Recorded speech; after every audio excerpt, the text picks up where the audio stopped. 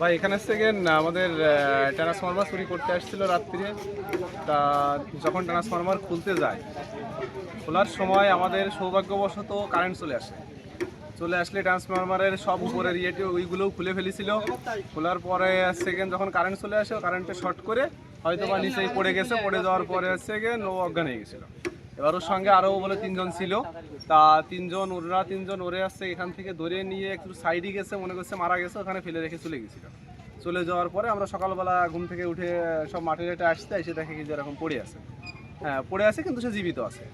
তা আমরা জিজ্ঞেস করলে পারে সে বললো যে আমার অটো চুরি হয়ে গেছে, যার কারণে সবাই তার প্রতি অনেক সহানুভূতি দেখাইছে। হ্যাঁ, সবাই জল দিছে মাথায়, হ্যাঁ জল খাবার দিছে।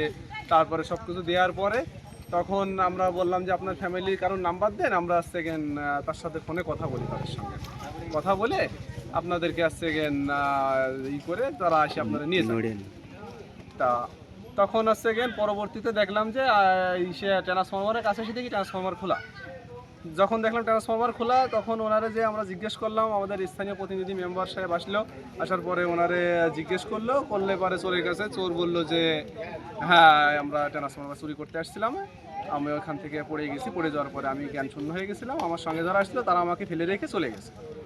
এবং পরবর্তীতে সে আরও কয়েকজনের চোরের নাম বলেছে। আবার এর সঙ্গে বলে পল্লী বিদ্যুতের লোকও জড়িত আছে, এটাও সে বলেছে। তা আমরা স্থানীয় লোকজন আমরা সবাই চাচ্ছি যে এটার যেন সুষ্ঠু বিচার হয়, এবং এই পল্লী বিদ্যুতের কারা কারার সঙ্গে জড়িত আছে এটার যেন সুষ্ঠু বিচার হয়।